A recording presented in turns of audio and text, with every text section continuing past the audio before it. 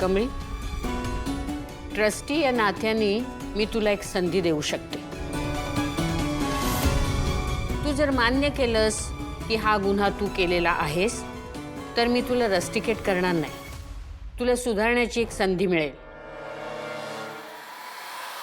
फक्त तुला लेखी माफीनामा लिहून द्यावा लागेल।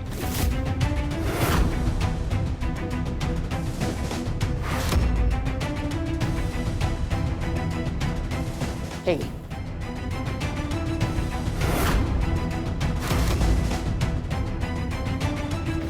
अहो सर मॅडम हो ऐका की अहो कमळीने असलं काय बी केलेलं नाही, ती का कबूल करील? हो सर हे काही ठीक नाही सर मॅडम। हे बघ नाही हे तिला चोरी करण्याच्या आधी समजायला हवं होतं। तिनं तुला कानातले देण्यासाठी म्हणून चोरी केलेली आहे। त्या तुला जे कानातले दिलेत ना ते कॉलेजच्या पैशातनं आलेले आहेत, ते आम्हाला जप्त करावेच लागतील। सर ते कानातले निंगीकडे राहू द्या, वाटलं तर त्या कानातल्यांचे पैसे मी परत करेन। हां पण तिच्या वाढदिवसाचं ते गिफ्ट आहे, प्लीज।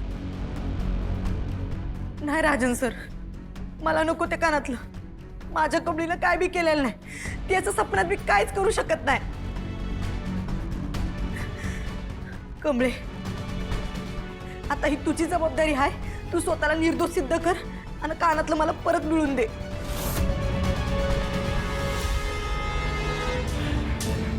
कमळी ऐक ना, हे बघ हे सगळं मलाही नाही पटत आहे आणि मला माहिती आहे तू चोर नाही आहे।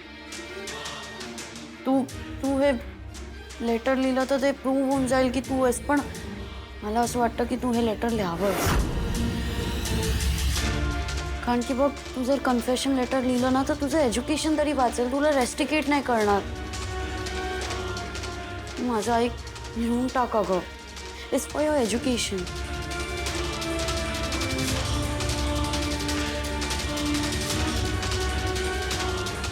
Yes Kamli, go on, go for it.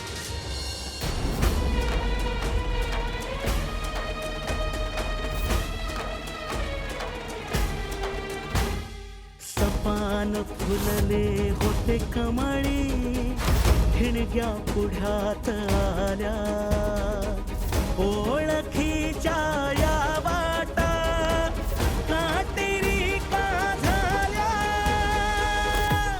Madam मी ह्या माफीनाम्यावर सही करणार नाही।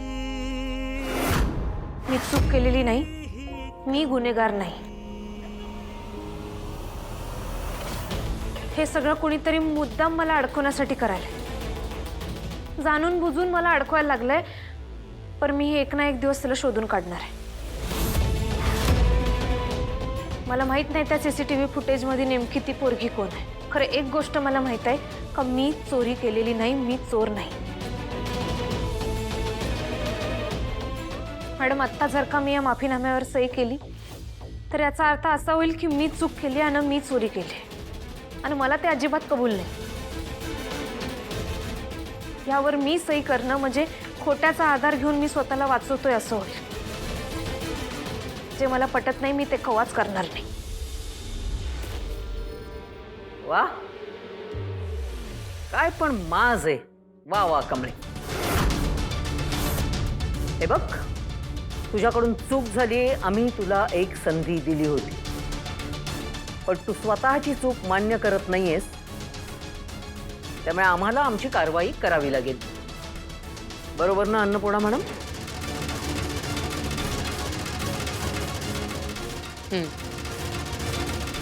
नियमानुसार कारवाई तर करावीच लागेल। कमळी या प्रकरणासाठी तुला कॉलेजमधून एका आठवड्यासाठी सस्पेंड करण्यात येते।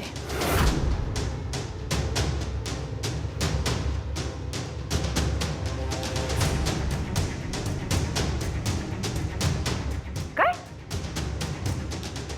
फक्त आठवड्याची शिक्षा? असं कसं शक्य आहे? मी एवढा मोठा गुन्हा केलेला आहे, चोरी केलेली आहे आणि त्याला शिक्षा काय फक्त आठवड्याभराची? नाही नाही, हे बरोबर नाहीये। कमळी पुढचा एक आठवडा तू कॉलेजमध्ये येणार नाहीस।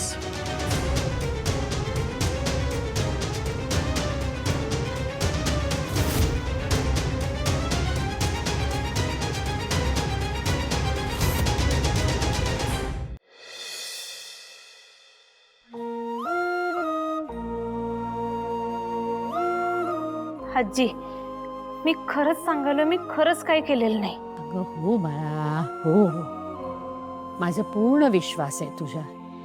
माझी ही मोठी नात असं काहीही करणार नाही, कधीच नाही, खात्री आहे मला. आणि मला हेही कळतंय की कोणीतरी मुद्दाम तुला त्रास देण्यासाठी हे सगळं करतंय. आजी एक नंबर बोलल्या बघा. आणि आज तुम्ही होत्या म्हणून बरं, नाहीतर काही लोकांनी ठरवलंच होतं कमीला कॉलेजमधून काढून टाकायचं. वहिनी, तुला ना फक्त तुला आणि तुलाच ही कमळी जास्त निरपराध वाटते. पण मला सांग, तिची परिस्थिती नव्हती ना, मग तिने स्वतःच्या मैत्रिणीसाठी एवढं महागडं ते काय सोन्याचं कानातलं ते कसं काय दिलं? नाही, तिच्याकडे पैसे नव्हते, मग कसं काय हे विचार ना. कामिनी, कमळी महाजनांची मोठी नात आहे. तुझ्यासारखी पाहुणी नाहीये या घरात. एक गोष्ट लक्षात ठेव, महाजनांच्या प्रॉपर्टीची अर्धी मालकीण आहे ती. तिला जर हवे असतील तर ती कधीही आणि कितीही पैसे अकाउंटंटला सांगून काढू शकते. आणि ही तर अगदी रक्कम क्षुल्लक आहे. म्हणूनच तर म्हणते ना मी, मला कल्पना आहे किती 50% मालकीण आहे म्हणून, पण तिने अकाउंटंटकडे पैसे मागितले नाही. ते जर का अकाउंटंट कडनं मागितले असते तर ते तिला दिलेही गेले असते, पण तिने तसं केलं नाही. का का म्हणजे तिला काही कसली भीती आहे का? का ती कशाला घाबरते? मॅडम मला माफ करा, पण मला तुमच्याशी काही बोलायचंय. हिला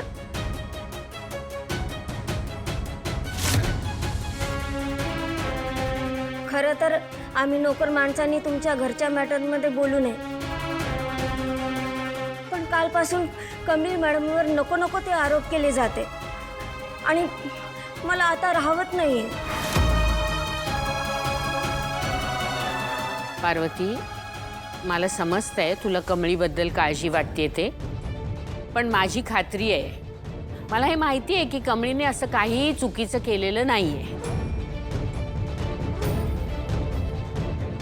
हो हो, मलाही तेच तर म्हणायचंय की कमळी मॅडमची काहीही चूक नाही. तुम्ही सगळे बोलत आहात ना की कमळी मॅडमकडे पैसे कुठून आलेत. मला माहिती कमळी मॅडमकडे पैसे कुठून आलेत ते.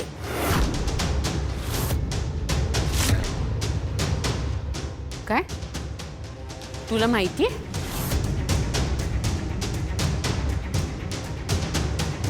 अरे बापरे, हिने कमळीला घरात चोरी करताना बघितलं की काय? असू दे असू दे, हा एक नवीनच ट्विस्ट मिळालेला आहे.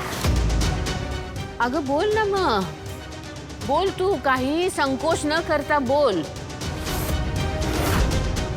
कुठून आले कमळीकडे पैसे?